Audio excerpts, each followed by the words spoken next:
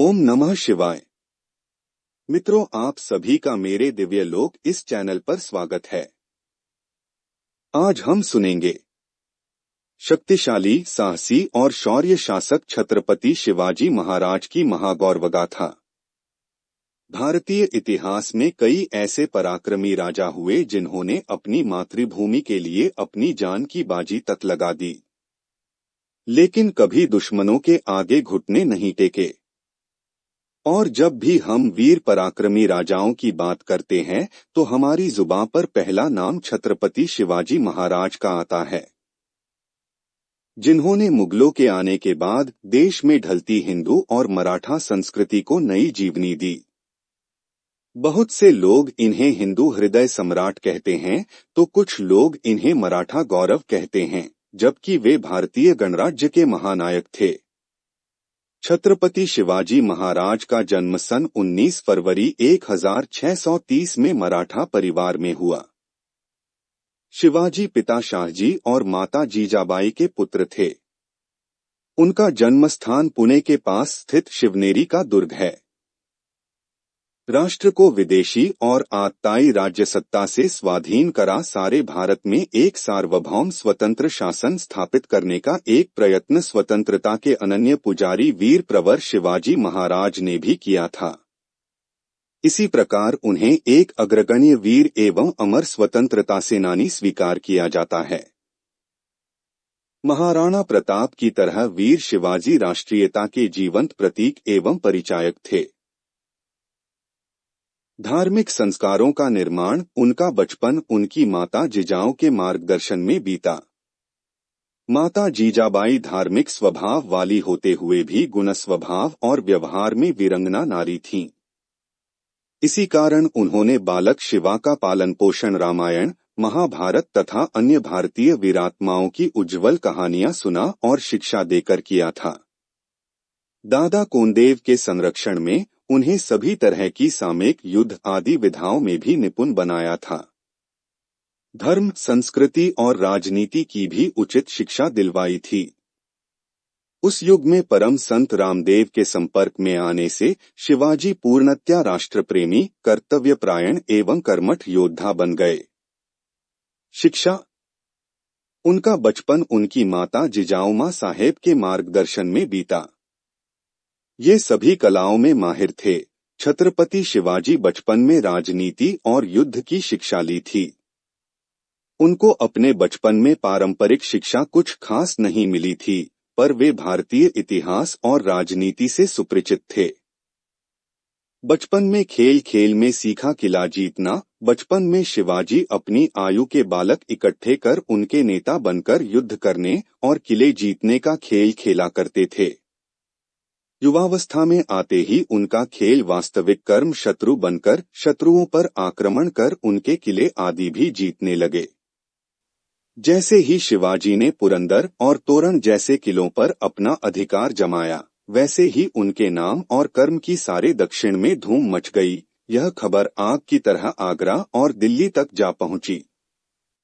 अत्याचारी किस्म के तुर्क, यवन और उनके सहायक सभी शासक उनका नाम सुनकर ही मारे डर के चिंतित होने लगे थे। शिवाजी पर मुस्लिम विरोधी होने का दोषारोपण किया जाता रहा है, पर यह सत्य इसलिए नहीं कि उनकी सेना में तो अनेक मुस्लिम नायक एवं सेनानी थे ही, अनेक मुस्लिम सरदार और सूबेदारों जैसे लोग भी थे।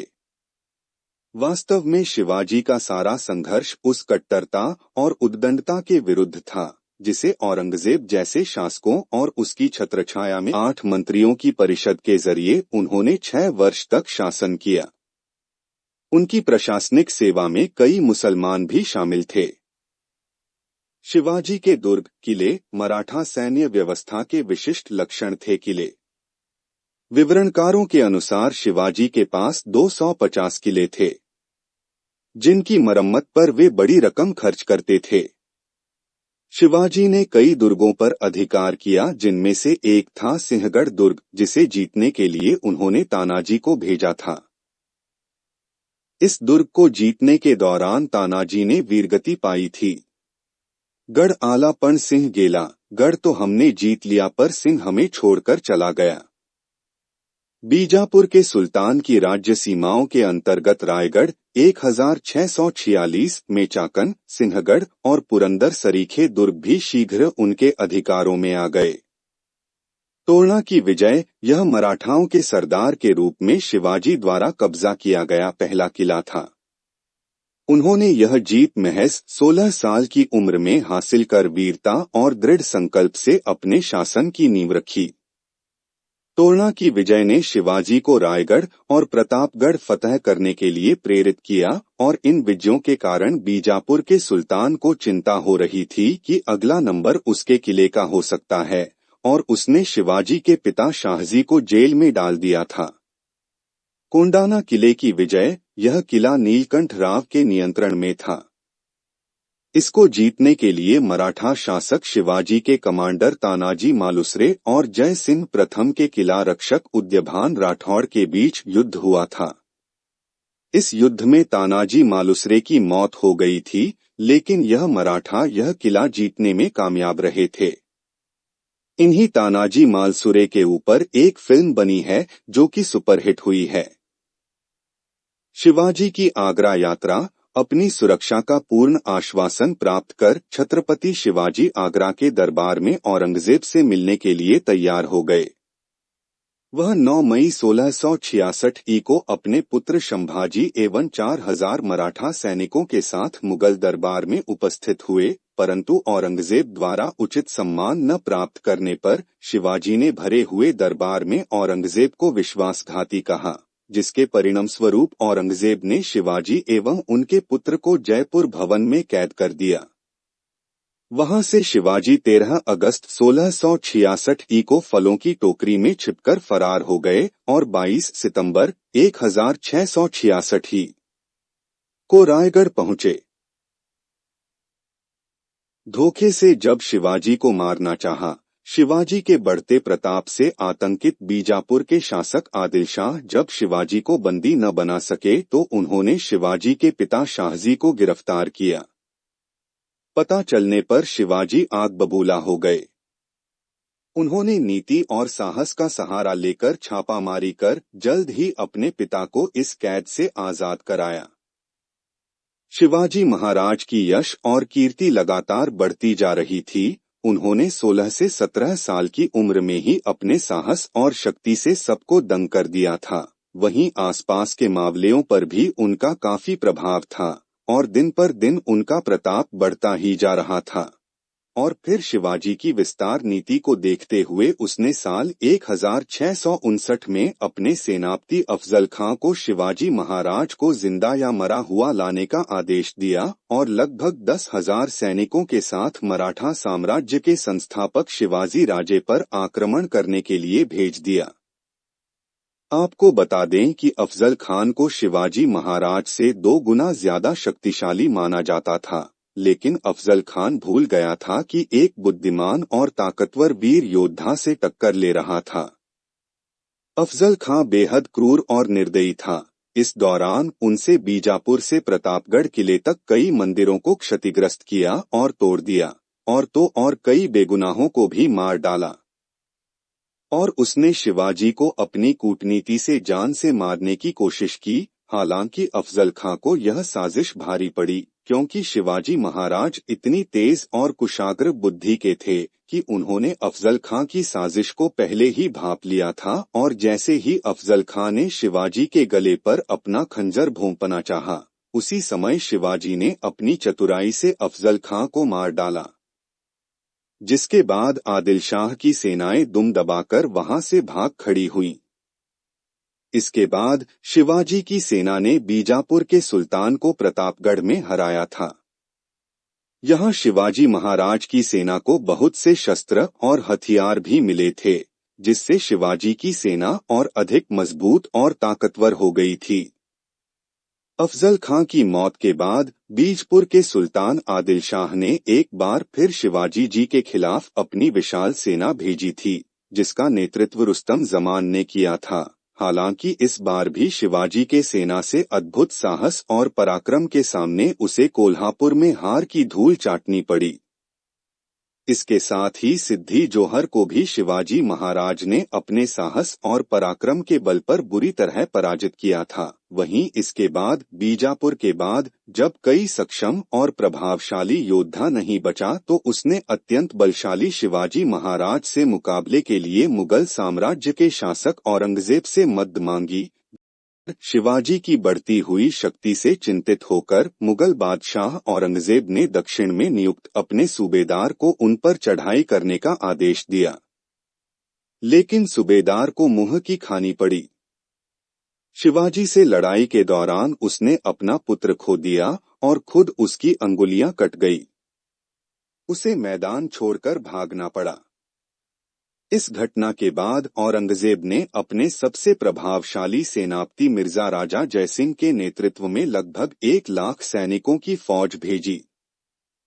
शिवाजी को कुचलने के लिए राजा जयसिंह ने बीजापुर के सुल्तान से संधि कर पुरंदर के किले को अधिकार में करने की अपने योजना के प्रथम चरण में 24 अप्रैल 1665 को व्रजगढ़ के किले पर अधिकार कर लिया।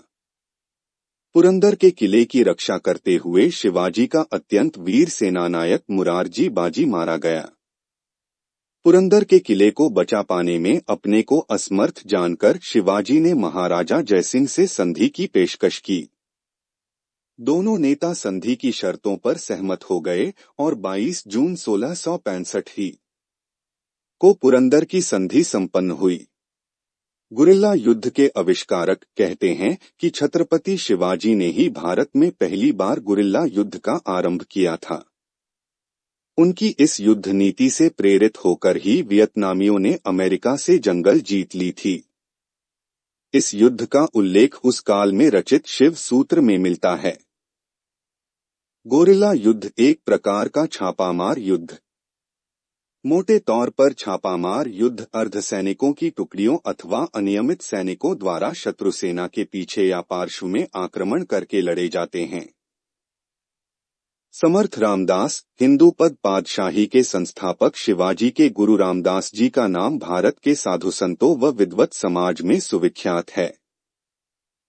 उन्होंने दासबोध नामक एक ग्रंथ की रचना भी की थी, जो मराठी भाषा में है।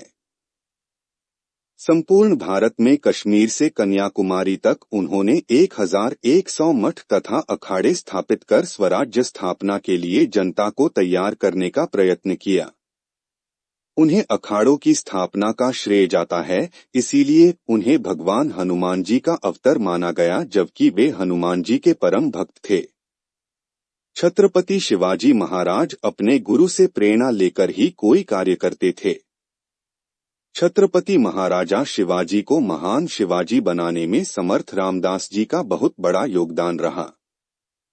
तुलजा भवानी के उपासक महाराष्ट्र के उस्मानाबाद जिले में स्थित है तुलजापुर, एक ऐसा स्थान जहां छत्रपति शिवाजी की कुलदेवी मां तुलजा भवानी स्थापित हैं, जो आज भी महाराष्ट्र व अन्य राज्यों के कई निवासियों की कुलदेवी के रूप में प्रचलित हैं।